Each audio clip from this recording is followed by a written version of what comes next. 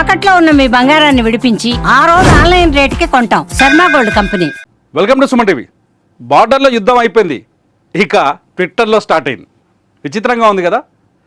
కాంగ్రెస్ పార్టీకి బీజేపీకి మధ్య ట్విట్టర్ వార్ బలంగా కొనసాగుతుంది. ఆపరేషన్ సింధూర్ పైన కాంగ్రెస్ వాళ్ళు బీజేపీ పైన సెటైర్లు వేయడం, బీజేపీ వాళ్ళు కాంగ్రెస్ పైన సెటైర్లు వేయడం వరుసగా కనిపిస్తోంది.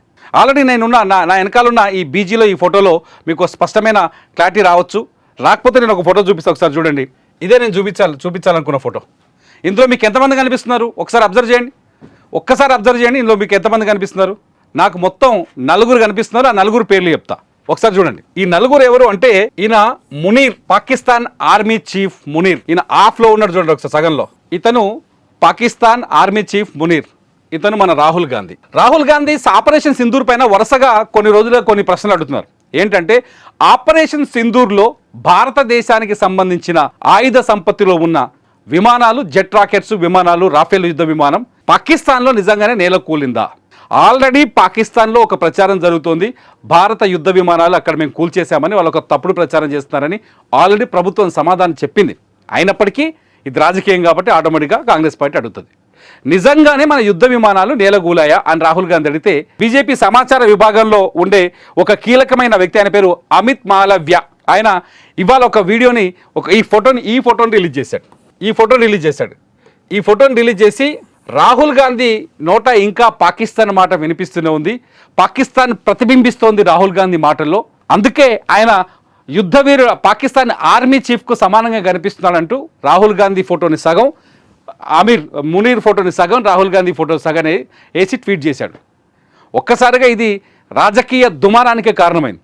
బీజేపీ రాహుల్ గాంధీకి ఈ విధంగా కౌంటర్ ఇస్తే, అదే సమయం ఎప్పుడైతే ఈ ఫోటో రిలీజ్ అయిందో కొద్దిసేపటికే మరో 2 ఉన్నారుగా, వీళ్ళని గుర్తు ఒకసారి చూడండి.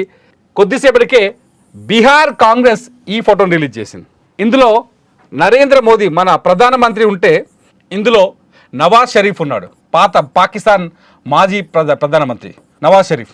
బిర్యానీ తిందామా దీనికి క్యాప్షన్. కాంగ్రెస్ వాళ్ళు, బీహార్ కాంగ్రెస్ అంటే, గతంలో ప్రధాని నరేంద్ర మోదీ తొలిసారి భారతదేశానికి ప్రధానమంత్రి అయినప్పుడు పాకిస్తాన్తో సత్సంబంధాలు నెలకొల్పాలనే ఉద్దేశంతో ఆయన ఒకసారి దుబాయ్ నుంచి నేరుగా ఇస్లామాబాద్ వెళ్ళిపోయారు.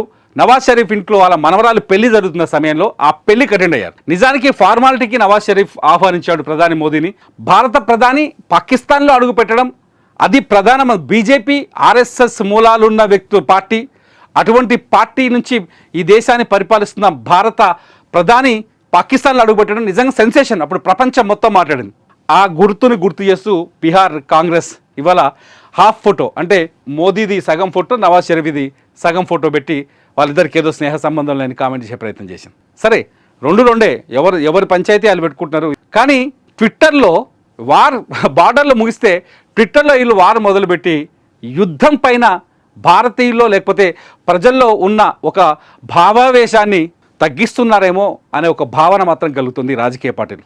రాజకీయ ప్రయోజనాల కోసం వాళ్ళని కాపాడుకోవడం కోసం, వాళ్ళ ఓటు బ్యాంకుల కోసమో ఇదంతా మనం చెప్పాల్సిన పని లేదు. ఒక భావావేశం చల్లార్చినట్టుగా ఉంటుందనేది ఒక పౌరుడిగా నా ఆలోచన. మీరేమనుకుంటున్నారు? నిజంగా ఇటువంటి వారు అవసరమా? ఇటువంటి వారు పాకిస్తాన్తో పోల్చుకొని మనల్ని మనం నిందించుకోవడం అవసరమా? మీరేమనుకుంటున్నారో ఈ వీడియో కింద కామెంట్ చేయండి. చూస్తూనే ఉండండి సుమన్ టీవీ.